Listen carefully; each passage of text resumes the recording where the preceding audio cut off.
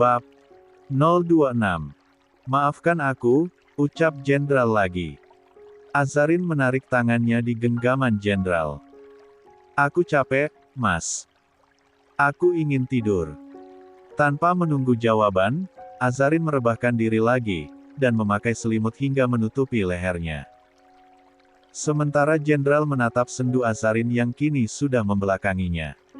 Sekitar beberapa menit dia hanya diam di tempat tidur, sebelum dia segera memutuskan ke kamar mandi. Beruntung dia sudah salat di musola rumah sakit, sehingga dia cukup membersihkan diri, serta mengganti baju. Kemudian segera naik ke atas ranjang. Tidak lupa dia mematikan lampu utama, dan mengganti dengan lampu tidur. Tanpa rasa canggung, Jenderal masuk ke dalam selimut yang sama dengan Azarin, lalu memeluk dari belakang. Tubuhnya pun ditempelkan seakan ingin saling menghangatkan.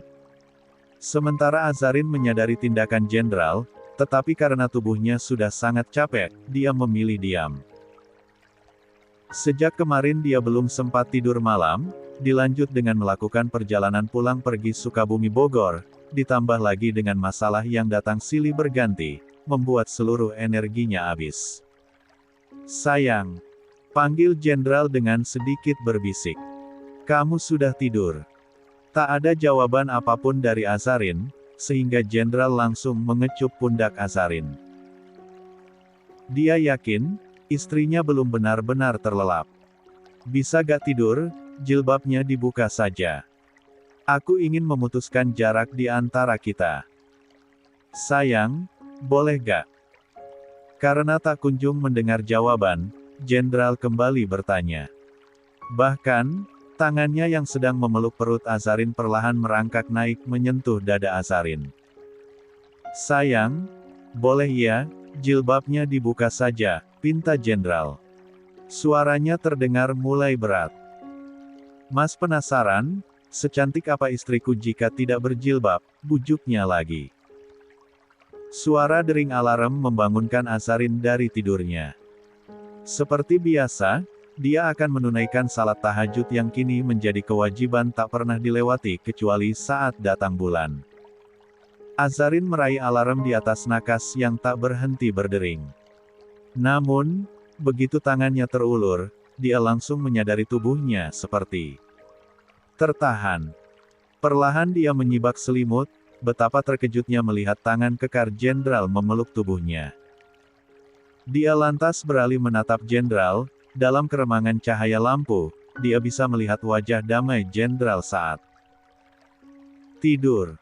Ingatan Azarin melayang kembali saat malam tadi. Samar-samar dia mengingat saat meminta untuk membuka hijab, namun karena rasa kantuknya yang sudah amat berat, dia tidak lagi menyadari apa yang terjadi. Setelahnya, astagfirullah, serunya panik. Dengan hati berdebar, Azarin memeriksa hijabnya. Saat itu juga dia menghela napas lega, saat melihat hijabnya masih terpasang rapi di kepala. Alih-alih langsung bangkit dari tempat tidur, Azarin lebih dulu memejamkan mata, merasakan hembusan napas Jenderal yang hangat menerpa wajahnya. Dia sangat bersyukur Jenderal masih menghargai keputusannya untuk tetap berhijab, bahkan tidak memaksa, di saat sebenarnya Jenderal mampu menyingkirkan hijabnya, serta menyentuhnya Jenderal bisa melakukan itu tadi malam. Namun, di balik rasa syukur itu, Azarin merasakan gelombang kesedihan dan kebingungan. Sikap Jenderal saat ini justru membuatnya semakin terpuruk. Dia sudah menyerah, pasrah dengan kenyataan bahwa rumah tangganya tak bisa bertahan lagi. Tetapi, Jenderal justru menariknya kembali ke pusaran cinta mereka, menunjukkan bahwa perasaan yang selama ini dia pendam ternyata terbalas. Azarin menggelengkan kepala, membuyarkan semua isi kepalanya yang mulai menari. Dia pun segera menyingkirkan tangan Jenderal perlahan-lahan, agar tak membangunkan Jenderal. Namun, baru beberapa saat dia bernapas lega, karena tangan Jenderal sudah terlepas di perutnya, tiba-tiba saja tangan itu kembali membelit perutnya, dan kini semakin erat. Jangan pergi dulu, sayang. Mas masih ingin pelukan, ucap Jenderal terdengar serak. Matanya masih terpejam, bahkan sengaja merapatkan wajahnya di atas dada Azarin. Sontak saja Azarin mendorong pelan pundak Jenderal. Aku mau salat, Mas. Nanti aja, Mas yang imamin. Azarin mengerutkan kening, menatap heran pada suaminya. Namun, dibanding perkataan tadi, dia jauh lebih risih dengan perlakuan Jenderal yang menempel bak seekor koala. Mas, Azarin tetap memaksa mendorong pundak Jenderal. Dia juga mencoba menjauhkan diri, hingga kepalanya menyentuh nakas. Aku mau salat sekarang, Mas. Aku mau nanti. Keke Azarin, membuat Jenderal langsung membuka mata, meski masih agak menyipit. Dengerin apa kata suami, sayang, ucap Jenderal serak. Aku masih ingin kayak gini. Ya aku gak mau. Mendapat teguran disertai tatapan serius, membuat Azarin terdiam. Bukan karena takut, tetapi energinya belum terkumpul sempurna jika harus berdebar subuh begini. Semalam kamu tinggal aku tidur. Masa sekarang kamu mau tinggalin aku lagi, protes Jenderal. Tak terdengar nada marah, tetapi menyiratkan keseriusan dengan tegurannya kali ini.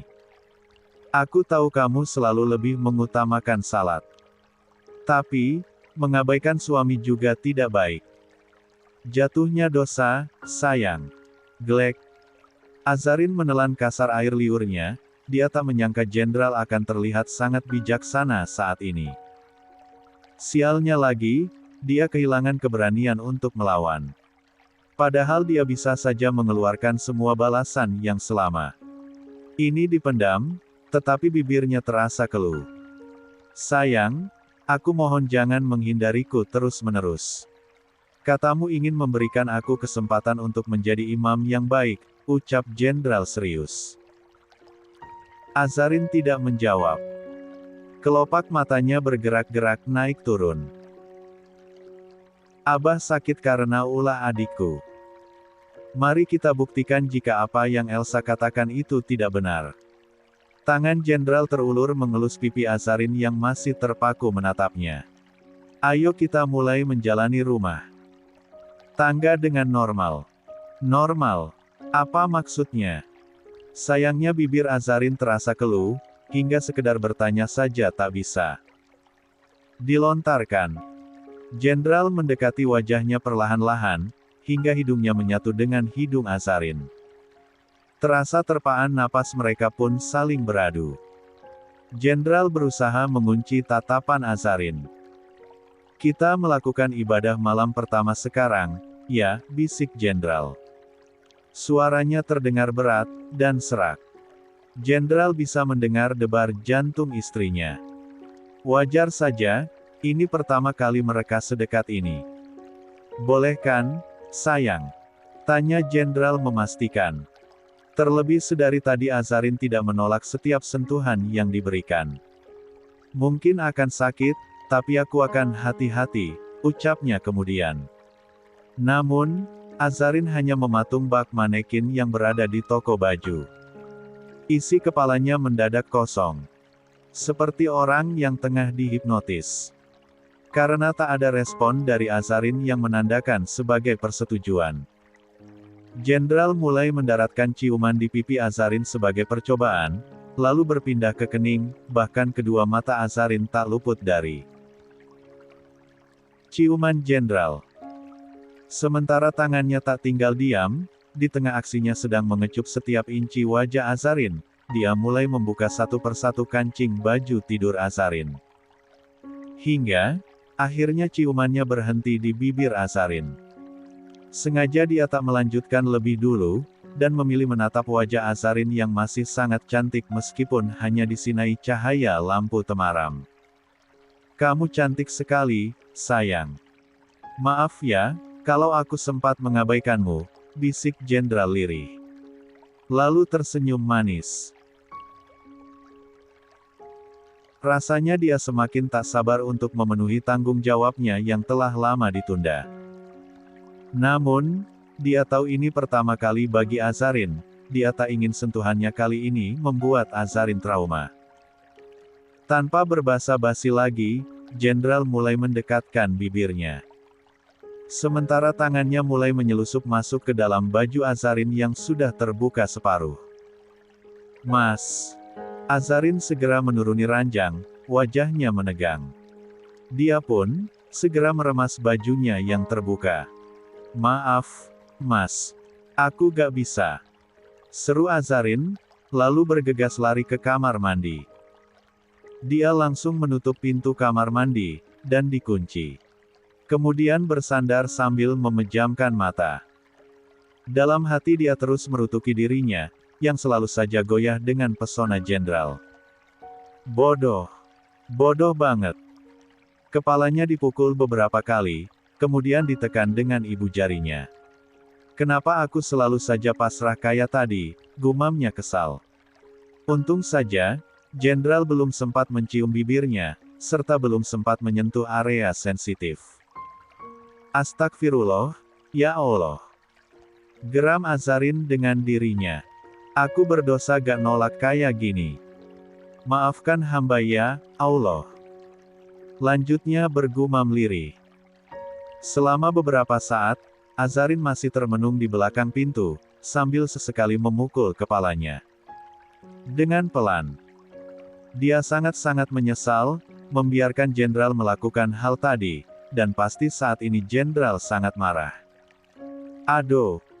Cukup lama Azarin berada di kamar mandi, bahkan dia melewati waktu salat tahajud yang telah direncanakan. Untuk pertama kali, dia takut bertemu dengan Jenderal, yang kemungkinan masih berada di kamar. Namun, karena suara azan subuh berkumandang, mau tak mau dia keluar dari kamar mandi setelah berwudu. Jenderal tidak lagi terlihat, menyisakan tempat tidur yang masih berantakan.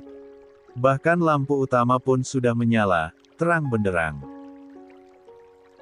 Tak membuang waktu, Azarin segera menyelesaikan salat subuh, serta salat sunnah lainnya. Kemudian melanjutkan membaca Al-Waqiah yang beberapa ayat Al-Quran lainnya. Sekitar 1 jam Azarin baru saja bangkit dari atas sajadah, tetapi Jenderal belum juga memasuki kamar. Entah apa yang dilakukan Jenderal di luar kamar saat ini. Alat salat dilipat, begitu juga dengan tempat tidur yang dirapikan. Kemudian segera keluar dari kamar, untuk menyiapkan sarapan, serta makanan untuk ibunya nanti di rumah sakit.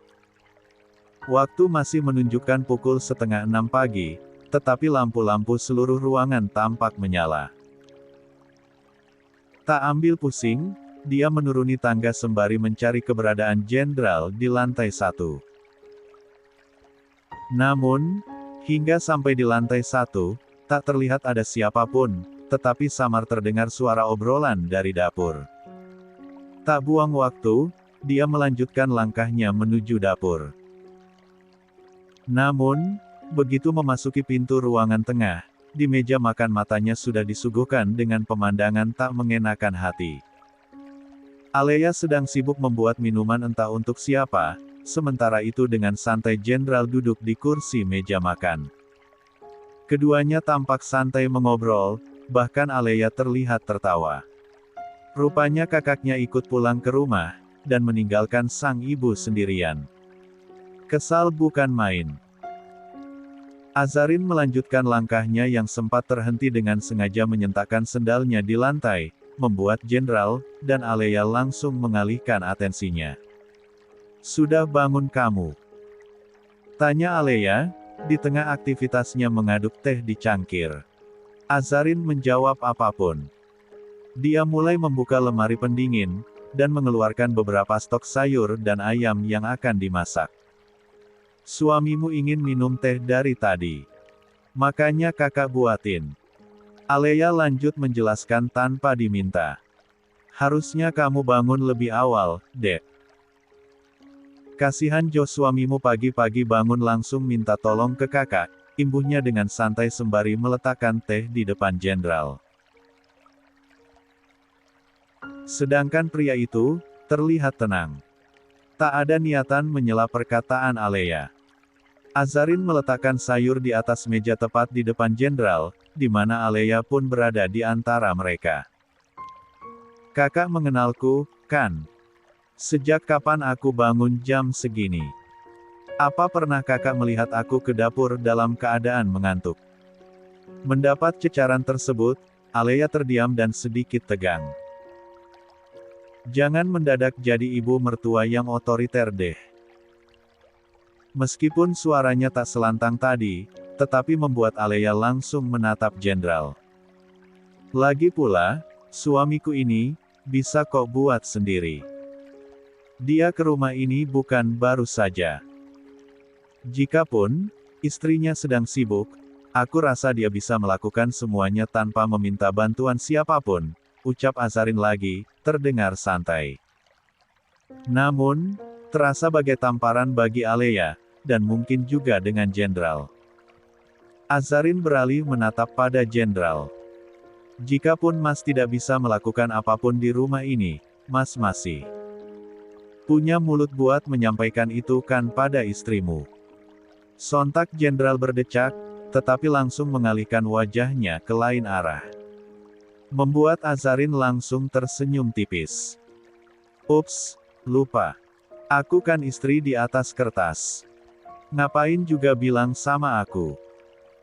Lagi pula di rumah ini, yang sangat hebat membuat kopi hanya Kak Alea. Aku sih, gak ada keahlian apa-apa. Wajah Alea semakin memerah, bahkan sendok di tangannya diremas dengan kuat. Namun, alih-alih peduli dengan raut wajah Alea, Azarin mulai mengeluarkan satu persatu sayuran dari plastik. Aku mau masak dulu buat Umi, kata Azarin lagi, di tengah suasana canggung tersebut. Oh ya, hari ini kakak pulang ke Jakarta ya? Azarin sempat melirik Alea, tetapi gadis itu langsung mengalihkan wajahnya ke lain arah. Pas 9. Iya, Sa. Kakak pulang pagi ini. Kenapa? Balasan Alea terdengar menahan kesal. Sedangkan Azarin memilih tidak peduli. Gak apa-apa. Azarin menarik kursi, lalu duduk di hadapan jenderal. Tetapi, ujung matanya melirik sang kakak yang masih berdiri. Mau pulang sama-sama, Mas Jen? Aku gak tahu, Sa. Lagian Mas Jen tidak bilang akan pulang pagi ini. Azarin mengangguk-angguk sambil membulatkan bibirnya berbentuk huruf O. Dia tak lagi berbicara sepatah kata, dan mulai sibuk memotong-motong sayur wortel. Aku pulang pagi ini juga. Aku gak bisa izin terlalu lama, ucap jenderal seketika. Terdengar suaranya sangat dingin dan datar. Kontan saja, Azarin menghentikan gerakan tangannya, lalu tersenyum lebar. Tidak apa, kalau Mas mau pulang. Aku akan menetap di sini sampai Abah bangun. Kemudian melirik sejenak sang kakak. Kalian perginya barengan, pulangnya juga harus barengan. Baik Alea, dan jenderal tak ada yang mengatakan apapun. Sehingga Azarin melanjutkan lagi perkataannya. Kalian hati-hati saja, ya. Azarin mengulur senyum manis, tetapi sorot matanya menyiratkan hal berbeda. Aku akan usahakan datang lagi ke sini temui Abah, jawab Alea, dan langsung diangguki Azarin. Ya, sudah seharusnya itu Kak. Itu sudah kewajiban seorang anak. Apalagi belum menikah, harus memprioritaskan surganya. Jawaban santai dan simpel Azarin membuat Alea mendelik tajam pada Azarin. Tapi ingat, kalau datang ke sini, jangan barengan lagi. Aku ini manusia biasa loh, punya kapasitas untuk merasa cemburu, ucapnya lagi, tanpa menghentikan aktivitas memotong wortel. Alea tak bisa mengatakan apapun untuk membalas. Satu kata terlontar dari bibirnya, maka Azarin akan membalas lebih dari itu. Entah mengapa akhir-akhir ini Azarin terlihat sensitif padanya. Karena tak ada lagi obrolan, Alea memilih berpamitan untuk bersiap diri, dan kini menyisakan dua orang yang saling berdiam diri. Azarin sendiri enggan membuka pembahasan, karena penolakannya tadi di kamar, pasti masih meninggalkan rasa marah di hati jenderal. Tak menampik, rasa canggung di antara mereka semakin terasa. Biasanya Azarin akan merasa santai dan tidak kebingungan saat memasak, tetapi kini mendadak dia melupakan beberapa hal. Salah satunya, bahan sayur sup ada yang tak sampai masuk. Fokus, Aza. Fokus. Umamnya dalam hati. Kenapa, Za?